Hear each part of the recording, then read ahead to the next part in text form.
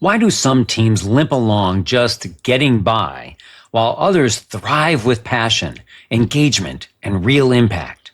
The difference often comes down to mindset and not company size, industry, or even compensation. Welcome to the Leadership Career Accelerator, where we help aspiring leaders like you build executive presence, influence with impact, and get recognized and promoted. I am longtime CEO Barry Moline. In this episode, culture strategist Greg Hawkes breaks down 3 core employee mindsets that shape organizational effectiveness: owners, renters, and vandals. Drawing from both workplace experience and his unique analogy from real estate, Greg reveals how these mindsets show up in your team, why they matter, and what leaders can practically do to shift culture from complacency to ownership. You'll learn what defines owners, renters, and vandals, and why each matters, even the renters. You'll discover how well-meaning leaders accidentally crush engagement and how you can avoid it. You'll get actionable tools for facilitating group problem solving, encouraging contribution, and creating emotional and growth-oriented returns that reignite commitment. You'll hear real examples to manage dominant personalities in meetings while maximizing participation. You're going to find out how your team's culture may be holding you back and how intentional leadership can help move people from disengaged to fully engaged, elevating both performance and fulfillment at work. Let's get into it. Welcome, Greg. Thanks, Barry. So great to be here. Well, today we're talking about culture in organizations, and you've dissected culture, and you talk about 3 different kinds of employee mindsets. Tell us about those. Well, I have. I've been spending a long time doing this and just discovered it because not only do I work in organizations with culture, but I own investment properties. And so I've had a whole side business of owning investment properties, which from that really I kind of meshed the two. And that's how I came to this understanding of these 3 mindsets, which are owners, renters, and vandals. And so I took from my real estate world and saw how people thought as renters and as vandals, and me as an owner, and honestly some of my tenants who thought like owners and cared for my properties better than I did, and what they brought to that was so significant. I was like, it's so interesting how people show up in life, and of course then how they show up at work impacts the culture they're in. And if we could create a space that really provoked and encouraged people with an owner's mindset, the world would be a better place. So what are those 3 different types of people in the workforce when it comes to culture? Well, the way I break them down, like easily, the shorthand is owners bring their heart, head, and hands. They're fully engaged. They show up. They don't just come to show and do their job. They bring their heart. They care, they've got a passion, they bring their mind, they use their imagination, they use critical thinking. And so those are owners, like they're bringing their whole self to work every day and are energized by it. Yeah. So you don't have to be in the C-suite to be an owner.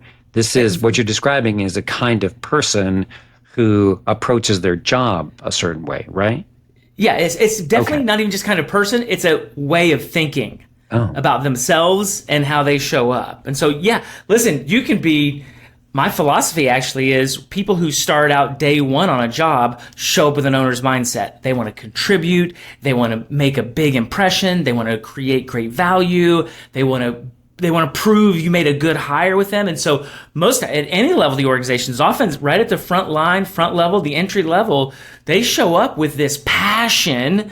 They're the ones who show up and are like, man, I've been listening to podcasts. Man, I've been listening to Barry's podcast. I've been reading some books. I've been doing, and they have all this kind of energy. And the people who've been around for a while are like, oh, dude, bring it down.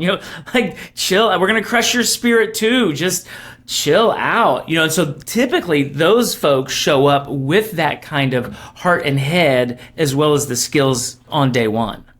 Got it. Okay. And so, the challenge is with organizations, I mean, it's almost the perversity of it, is they then crush that spirit out of people genuinely, and they have an employee base full of renters and sometimes vandals, and they're like, I wish you guys would buy in. We need you to own it. And yet they've created an environment that doesn't actually facilitate that heart and mind set. All right. So let's come back to how organizations crush in a minute. So the second group you said is So the renters? second group is renters, and they show up with their hands. So when you look at like a Gallup engagement poll, last 25 years, literally as long as I've been owning investment properties, they've been doing their engagement. And roughly 30% of people are engaged, 50% of people are disengaged, and 20% of people are actively disengaged. So that's about a 25-year average that they have. And so that disengaged, in the workplace, and you know this, people are so excited about, we want the disengaged to be engaged. But the fact of the matter is, they're literally every other person in the workforce. They are not bad people. They are not hurting companies. They're just not moving them forward because renters are those disengaged. It's literally every other person in the workforce. They show up with their hands. They have skills. They do a good job. They show up on time. They execute what they need to execute, but they just don't care about the greater good that we're trying to accomplish. And they've checked out of their mind. They're the kinds of people that are like, listen, I know what my job is. I show up and I do my job, and then I go home and I don't think about it anymore. Because I've discovered it's not worth caring and investing to the level that I would like to, and so I just don't.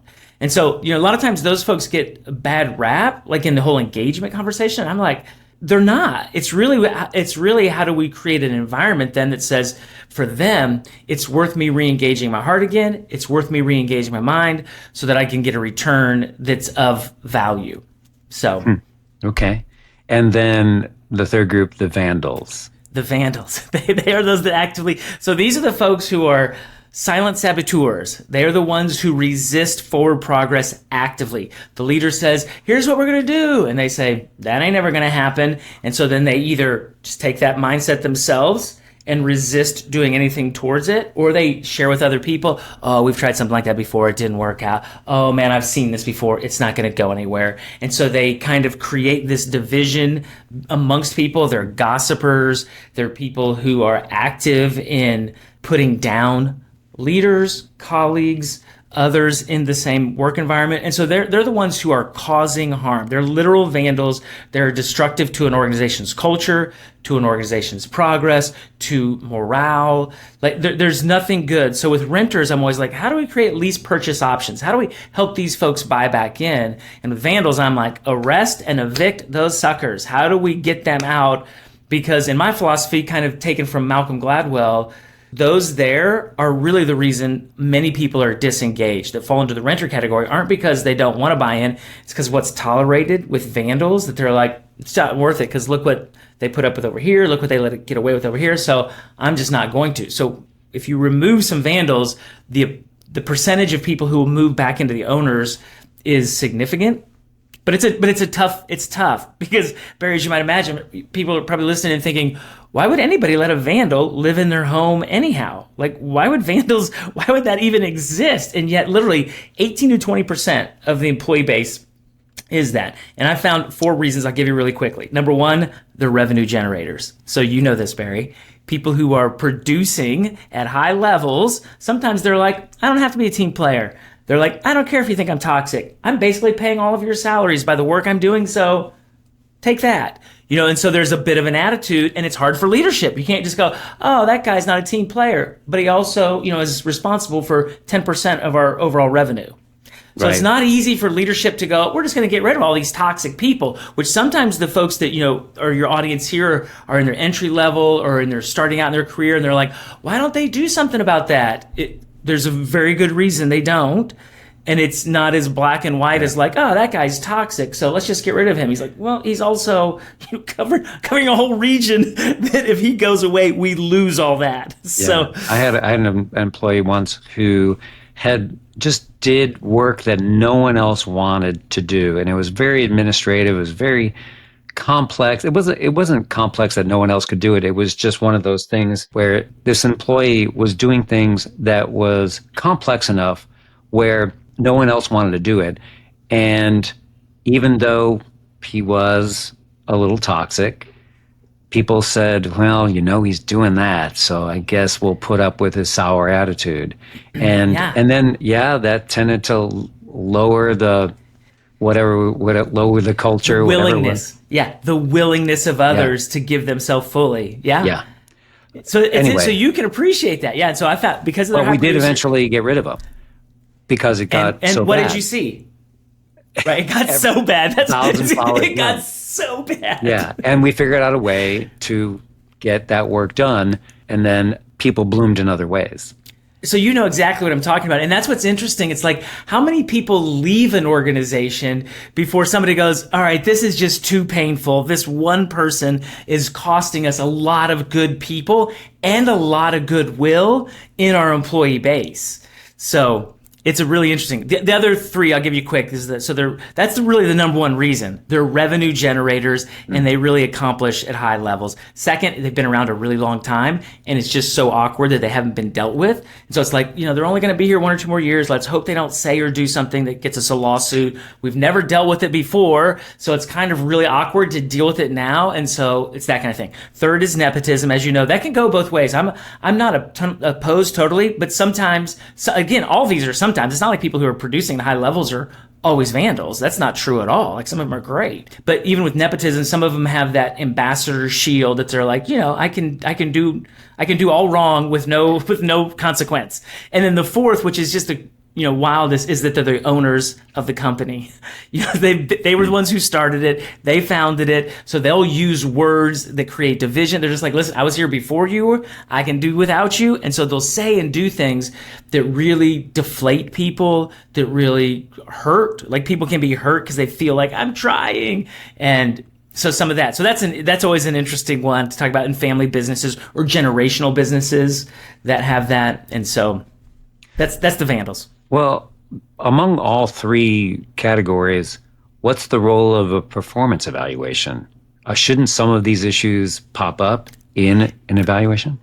Well, yes, but also it's based on culture as far as like what people measure and what they're looking for the most. Because back to the owner turned renter, it's like they share their ideas and their ideas get shut down. They share their ideas, they want to contribute, they want to give, they get shut down, and eventually they go, you know what? Forget this. I'll keep my ideas to myself. And so what happens in a performance review is like, man, you started out so strong, you really were contributing, and then I don't know, you just kind of petered out, you just kind of backed off, you just kind of stopped bringing your best. What happened? And people don't go, I started working here. That's what happened. Because it's just such right? It's like it creates this dynamic, that power dynamic where you can't go, well, I just got treated so poorly every time I tried to offer that I just stopped. Like it just wasn't worth it for my own emotional sense, my mental health. It's like I tried. But on the flip side, Barry, and you, again, I feel like a lot of these things. Your ideas are not your identity. So I always tell young leaders, listen, don't get really excited about your idea. I tell leaders of all ages, like you have bad ideas. That's what you have. You have bad ideas, but because they're yours, you think they're really good. We only get really good ideas when we have a collective beat them up, stretch them out, pull them around, and put them through other filters. And like, now that's a great solution. But so even as leader, I like to say with my teams, like, listen, I've got a few bad ideas I want to put out there today, and let's work with these. And so you don't have your ego invested. You're like, we're looking for solutions here. We're not looking for just I got a great idea. And so with young leaders, it's like, man, make sure you disconnect your identity from your idea. So when your idea gets shot down and beat up, you don't take it personal. And you should know that most of the time the answer is no, not now. We don't have the money for that. We don't have the manpower for that. We don't have that we're going to have to put that aside. And so the challenge in organizations is shaping an ownership culture. How do you say no most of the time and also keep people contributing in a meaningful way that says we really do value your contribution? Because without contribution, you're not going to get commitment or keep commitment, I should say. And so that's one of the great unlocks of how you foster ownership is you risk bold commitments.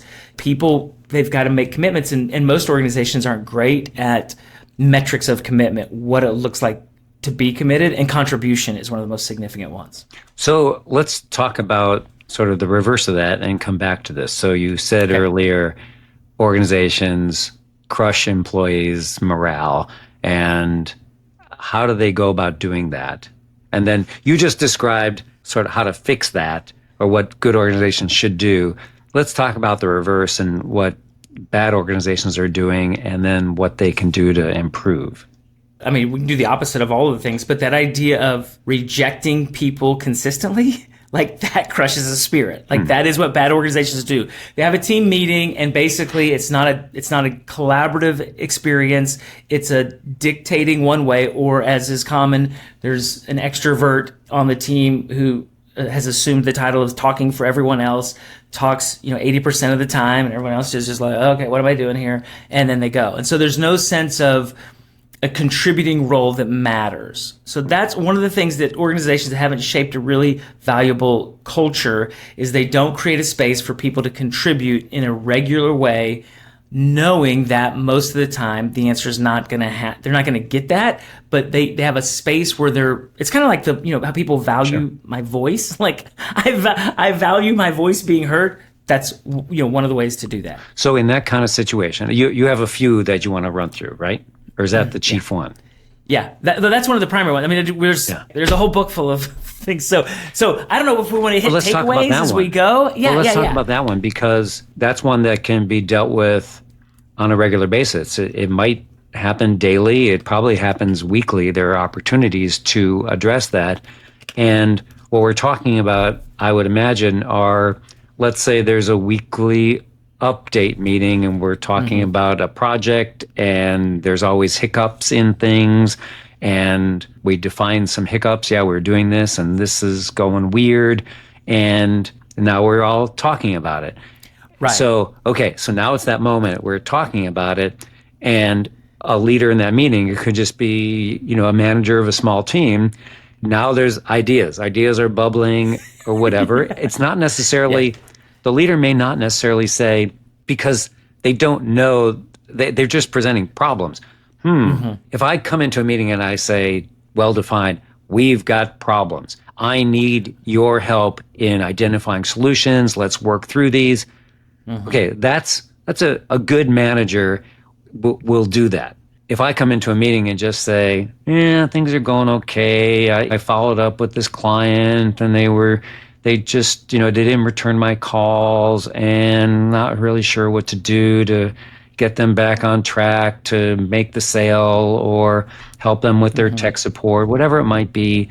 Now, okay, there is a problem. It's still presented as a problem, but it's not in the context of a framework where a manager is saying, okay, well, let's use the brainstorming method and come up with some solutions here. It's just a whiny problem. If you're in that situation as someone who's leading a meeting or leading a team, how do we then go about helping that employee or maybe our group get some ideas generated so that it's a positive environment? Well, I mean, first, curiosity is really one of the best places to lead when somebody comes in, when they're like, I'm not really asking for help. And so in your scenario, the curiosity is the place to start. Why do you think that? So you invite a little further of them. So it's not a defensive, because people get defensive when you start going, well, what's happening? What did you do? Why is that falling off? Why is that going off the rails? It's like, then it's all shields up. So it's like, man, that sounds, so a little bit of empathy. Man, that sucks. I've had that happen to me too. And it's one of the worst situations to be in. What do you think, right? So you put it back for some creativity on their own. What do you think is the biggest hindrance right now that they're facing in being able to kind of move forward? And let them stir on a thought that they haven't been provoked about. Because you and I, we're not our best original brainstormers. Provocation from the team is one of the things that creates such a dynamic interaction. Is like, I will come from an entirely different perspective when I'm listening to something, just because of my own career path and my own experiences, that I'll ask in a way that forces you to think about something that you haven't thought about that way. And so good team managers or leaders. And so some of the times the people in your audience also that aren't leading the meeting, and they hear that, right? They can have this is, one of the tricks of managing up, is you can have a sincerity of curiosity that says, that sucks, a little bit of empathy. What have you heard? Have you had an experience like this before? So it's like they're trying to learn, so they put themselves in the learner. I'm not trying to give you an answer. I'm trying to learn more because I suspect I could face this too. If you've had this experience, where has worked in the past when people have done this, and you do it not from like you should do these things, more like I'm really trying to learn and grow here and I'm really curious on how how we navigate forward these things. So a little bit of a tell me more attitude. Is that it's just like, hey, tell us more what's going on with this situation, and let them talk and share.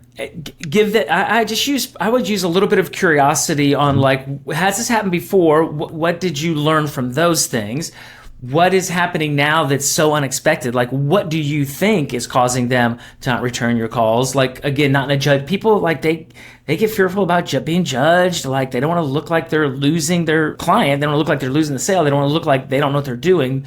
And so that competency thing, you don't want to threaten that, because that emotional safety in a team environment is so essential for the necessary conversations that let people contribute freely and take on, because in that place, when somebody's whiny like that, they're not being the most vulnerable. They're not saying, I'm open to all of your ideas. And so if you just said, well, let me tell you a few things I think you should do, right? That's not going to go anywhere. It's the idea of, well, let me learn a little bit more, and then it's a roundabout. That reminds me of a situation somebody said, and this is what they did. Right? So it's not a direct, like, you should do this. It's like, well, I saw somebody in this situation, or I experienced something in this scenario one time, and I wonder if that could be useful to you. Mm-hmm. Right? So it keeps the emotional safety. It says I recognize. Nobody likes to feel like I'm not getting my calls back. I'm not hitting my numbers. I'm not where I need to be.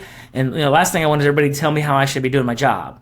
Right? So that's it's like it's people are really defensive. So being really wise about curiosity and empathy, and being thoughtful about the then response in a indirect way that lets people, it's not that you can't be direct to people. I like direct, but what you really want is you want people to hear, and you present it in a way that lets them hear it and be able to do something with it, and not immediately get defensive and have to resist because their own egos and their own sense of like, I don't want to publicly talk about how I'm failing, hinders their receptivity. Yeah.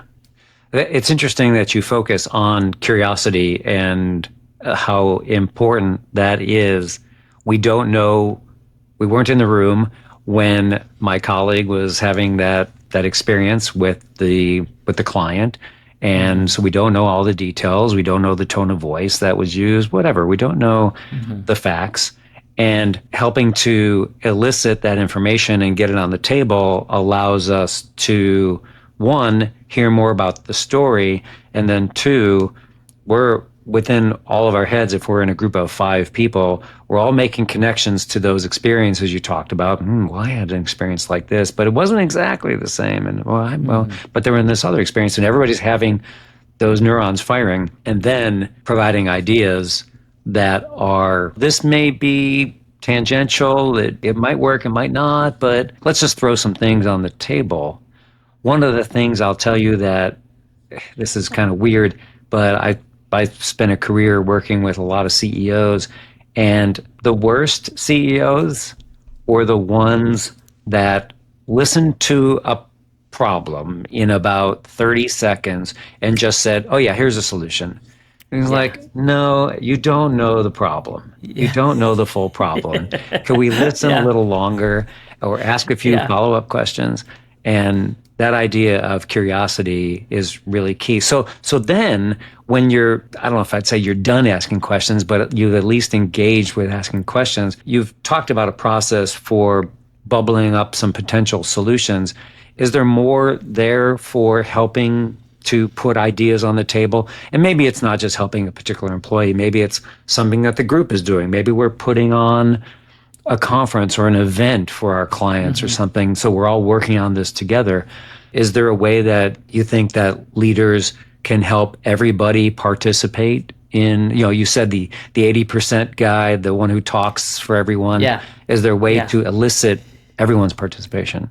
In consulting work I've done, I also, around creating ownership cultures, trust is so kind of essential to it. And so I talk about trust in terms of thick and thinness. And so the way that we enable trust within our teams, because like you're saying, that some people are personality-wise, introverts, extroverts. Some people are processors, and they're like, I don't want to say anything out loud right now because I got to process what I'm hearing. And so I've found a couple mechanisms that try to appreciate all of the personality styles and sets and the way people think for the team meeting. So first, when we're thickening up trust, when we're creating on this team and say, listen, we want to be really mindful of cultivating an environment where our trust grows so that we can deal with the right problems, we can get to solutions faster, we don't keep solving the wrong problem, they have to keep coming back to it. That's all because of trust. And so one is when we have a team meeting, everyone contributes. So that's just a table stakes. You're here for a reason. We didn't need you here to contribute. You just get the email, you'd get the notes, you'd get whatever AI generates out of what we've done, and you just listen to that. But you're here for contribution. So establishing that as part of the team culture is essential. Well, I was going to ask you about that. When it comes to everyone contributing, there's still that dominant person. Whose job is it to, I don't know, shut that person up? It's so funny you say that, Barry. I just was in a meeting. I was just doing a meeting with 9 leaders on an executive team, company about 4,000 folks, and they're the people leadership team. And so there's 9 of them that kind of go, and they're international. And there is, because that's so common, right? It's so common. And there's a person who is an extrovert like me. I'm an external processor. So I talk out loud. For me to discover my own thoughts, I literally speak them and I go, oh, that's what I was like. I don't even know my own thoughts until they come out of my mouth. Like I write that way. I'll write and go, that's a really good thought. Like that. I like how that came, but I don't know it until I get it out. And so I have empathy. I have empathy for that sect of person who is the dominator. And we just had one in this, and she's self-aware. She was self-aware of it. So it takes a little bit of grace, a little bit of like, let's acknowledge you are the talker. Like, let's not pretend nobody else doesn't know that you're not the one who dominates. Like, let's just go ahead and say that. And I like being direct, and it helps to have humor. So humor is very useful in diffusing this and say, but I literally had to say to this lady, hey, listen, I know you've got a lot of things to share, but we need to let other people answer this question. Hey, listen. So I said that to her. I said, I know you think you might be speaking for everybody, but let's find out. Let's hear what some other people have to say and see if what you're saying, because the people who do that are very like genuine. Like they're doing it some of them might have attitudes and big egos, but most people have a personality and they feel like they know this person's never going to say anything. And they maybe talk to this person before the meeting and they're not going to speak up. So they can like carry this weight of responsibility. Like, well, I'm just going to speak for everybody. And it's not true, but it feels like that. And that their effort is genuinely sincere, not like I'm the only one here who knows everything. It's a balance of that. This experience I had last week, just her personality. So I think being direct, like making it very public. Hey, you're the talker of the group. And one of the things I like about that is that you get things started. When I put a thing out, I know you're going to jump to it. You're going to help us. You're going to say some things that prime other people's thoughts. But here's what I need you to do. You get a minute. You get 1 minute. You better pick the thought you want to share with the brevity that you can and know that that's it. And when 1 minute's up, I'm going to ask somebody else to start talking. And so you can establish those because you've nurtured any kind of relationship with people, and people who are like that are generally, they have personalities, right? They're not fearful, intimidated, small people. Like they're like, we want to be out here. So when you confront them in a way that's positive, you can do it publicly or you can do it privately. And you probably have to do it both. You probably legitimately have to do it both. Where you're like, let me take you aside. Hey, listen, we're working on this thing where we're cultivating. I'm going to make, as part of our meeting format, everyone contributes. We have 30 minutes. There's 7 of us. It doesn't, just division-wise, it doesn't work out for you to take the first 8 minutes and ramble on. So just know I'm going to pace us, and we're going to start this practice that everyone gets 1 minute, and then I'm going to pace it that way. So that's in this case, as the team leader, team coach, yeah, you're coaching. Well, 2 things. One is you did some pre-coaching. So I didn't know her at all. Well, I think the takeaway there is if you know that there's a person that's doing that, then you can give them a heads up. In the moment, you can still jump in and say, "Hey, great thoughts. Let's hear from some other folks, and Absolutely. We'll come back to you." Nevertheless, people may not necessarily jump in because that's not their personality. But when you, as the coach, allows that to happen, then you get more participation from everyone. So it does take some assertiveness from that It definitely team takes lead. assertiveness, but people aren't that insulted. Like, it's like, if you say, hey, if they know they're talking, like, it's not like they're surprised. If this isn't the only room that they're in that they talk too much, right? They have family, they have friends, they have people who have said to them, we don't need to listen to you anymore. You know what I mean? It's not like this is the one avenue. They're an extrovert and outgoing and talk, and every other place in their life they're like reserved. Yeah. They know this about themselves. And I think that's what the people that don't know how to assert into something like that, they assume because for them receiving it would be almost like embarrassing if you said, all right, thank you for sharing, I need you to stop. Right? From other people, they're just like, it's embarrassing. For a person like that, they're like, okay. It's not this great threat. And that's the dynamic of it, because people who aren't that way would feel so embarrassed if somebody had to say something like that publicly. Yeah. But people who are the talkers like that, they're like, okay. And it's just like, I'll pick it back up after the meeting's over, right? Don't worry, I won't be stopped. I will still act this way somewhere, somehow. I'll get these juices out. Yeah.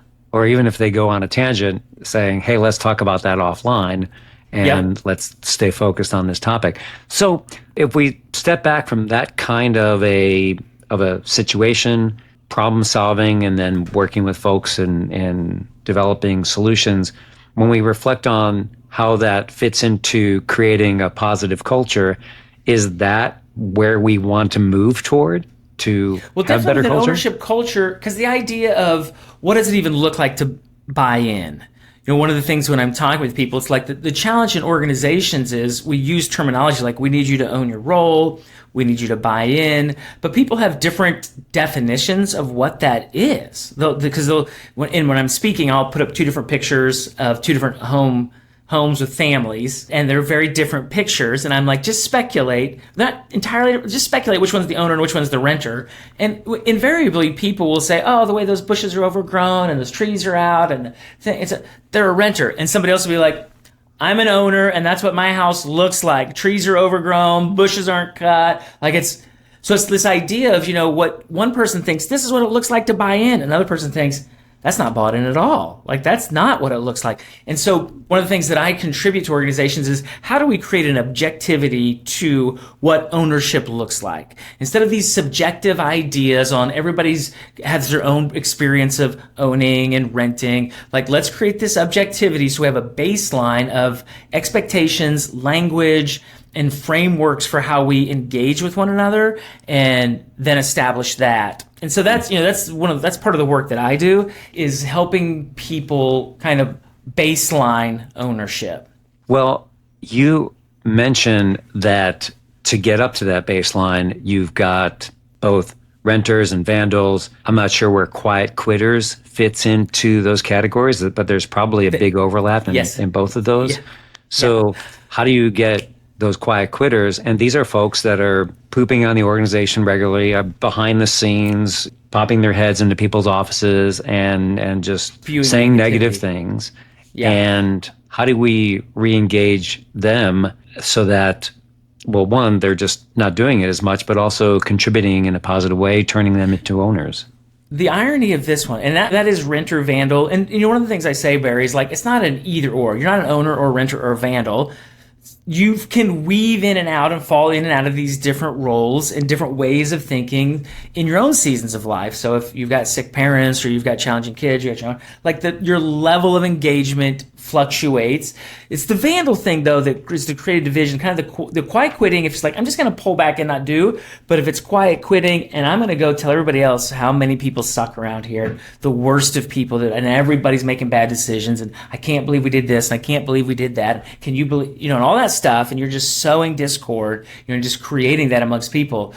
With renters who are discontent, one of my asks of leaders then is to say, well, what re-engages their heart and re-engages their mind? I always take it back to those things. As a leader, what causes you to be engaged? What causes you to keep your heart passionate towards what we're doing? So there's a couple things that are ironic in this, because one of my unlocks is reach for responsibility. Asking people to step up. Most people think ownership is that, I got to make great sacrifices, and that's not really it, but it is one of the components that says, I'm going to go above and beyond, and everybody wants to do that in life, in things they care about, in things that are important to them. People will make sacrifices every single day of their life for something that matters greatly to them. And so how do we find within context of work something that matters greatly? If it can be aligned with their daily work, great. If it's a side project, then let's figure out how to peel off 10% of their work life and go, let's ignite something in your heart over here and see what you can stir up around that. The other thing that I ask leaders and people to think about is the return. Because again, my philosophy is, Barry, nobody in life is making an investment of their life without expecting a return. Everything anybody does, they want something back from it. It sounds like it's selfish. It's really just human nature and preservation. But the challenge is, so I have this whole idea around EFROG, the return on investment, emotional, financial, relational, opportunity, or growth. And a lot of people are like, I can't do financial. Like, we're just capped. We're not given raises. We're just that. Well, that's great. Well, then what about an emotional return? What about a relational return? What about opportunity returns? What about growth returns? Because as you probably know, most people are more moved by those things. I mean, everybody wants more money. Give us more money. Everybody would be great with that.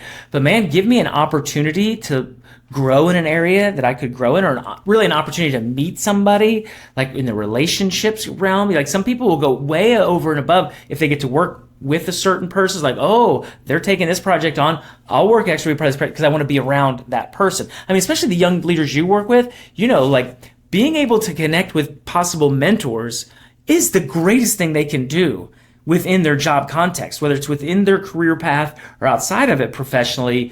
Aligning with a person that can invest in them and move them forward. Like, that's the career hack of a lifetime.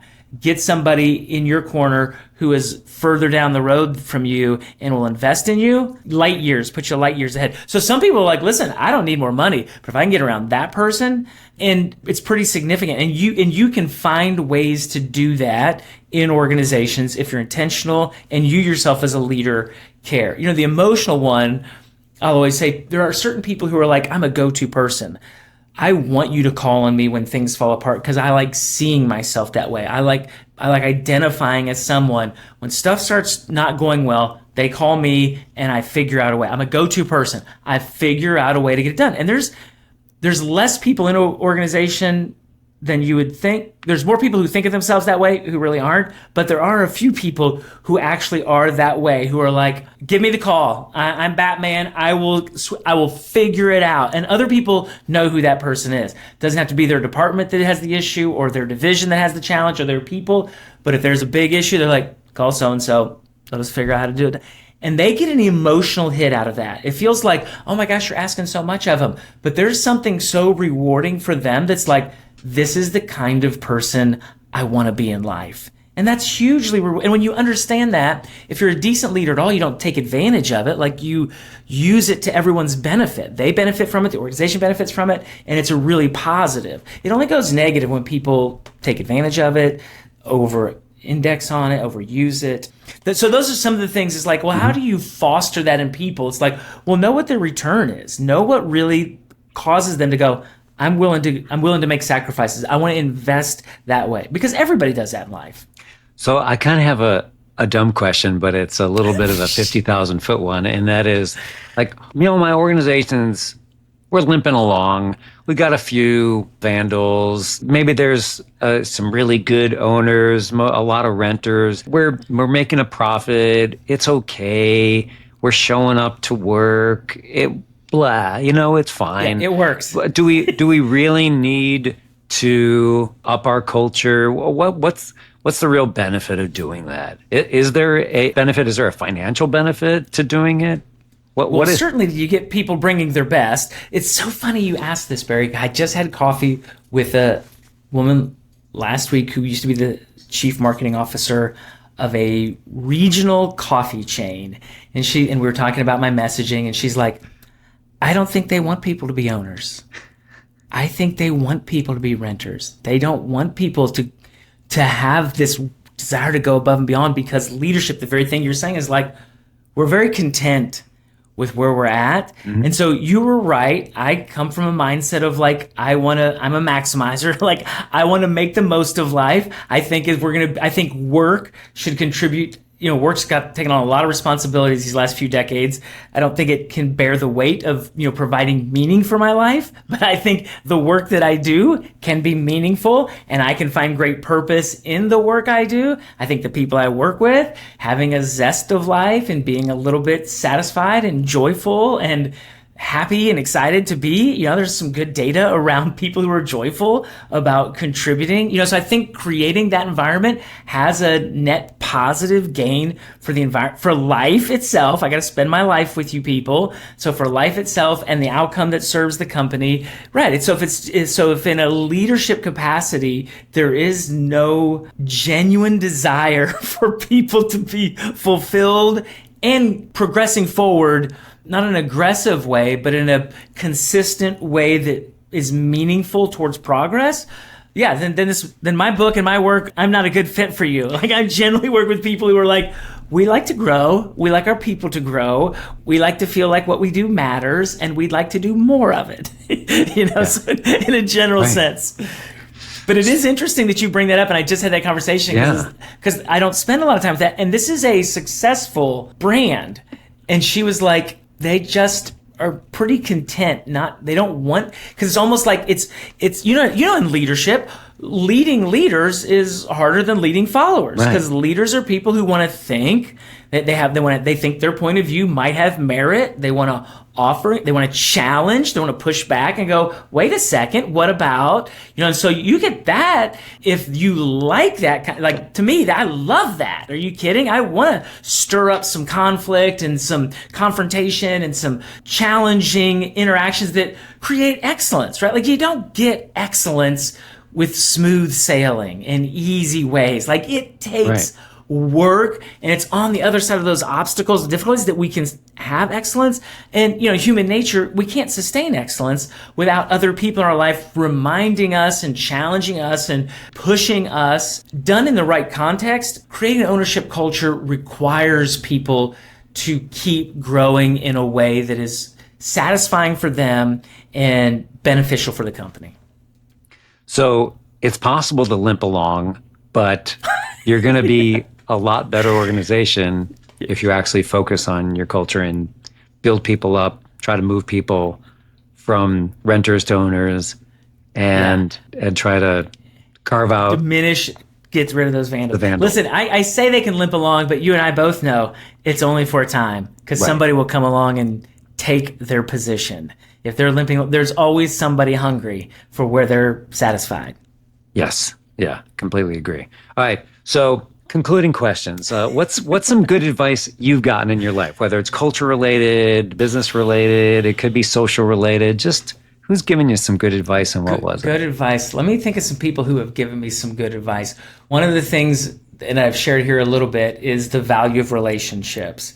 I think I got advice as a young man that, the books you read and the people you hang out with, they will accelerate your trajectory in ways you can't imagine.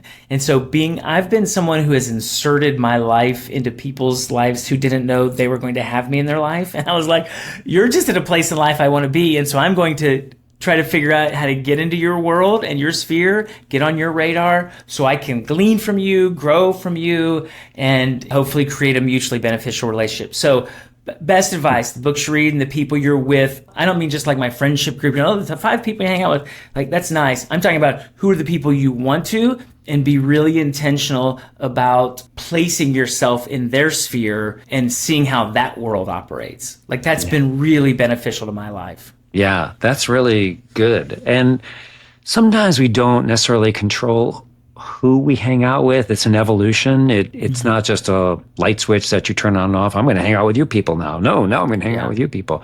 But you definitely can control what goes into your mind. And reading books, listening to podcasts, whatever it is that helps you be better, learn more, is something you definitely can control and move you in the right direction. So one last thing is, I see a book behind you. Act like an owner. It is Act Like an Owner. Yeah. There's so much goodness in here, Barry. And this is a book you wrote about culture and how to move from owner's mindset. Yes. Yeah. Yes. How to move, and being an owner is not just owning the business. It's owning Most people are not. Yes. Majority of people aren't physically owners. But yes, so it contains these 5 unlocks. It talks about the 3 mindsets we talked about. It talks about how to design. So what I like about the book is it both is for a person who wants to be a meaningful contributor in life, really take ownership for their life, and also discusses how an organization can shape a culture that lets that thrive, let those individuals thrive in that place. Yeah, that's fantastic. Well, Greg, thanks for sharing all these fantastic ideas. And I'm hopeful that we created or at least talked about a structure of where we move a situation that may not be positive.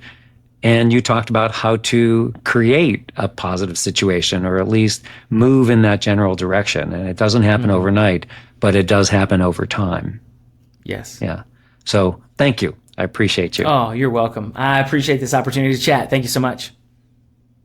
Wrapping up, what's the one thing you can implement today?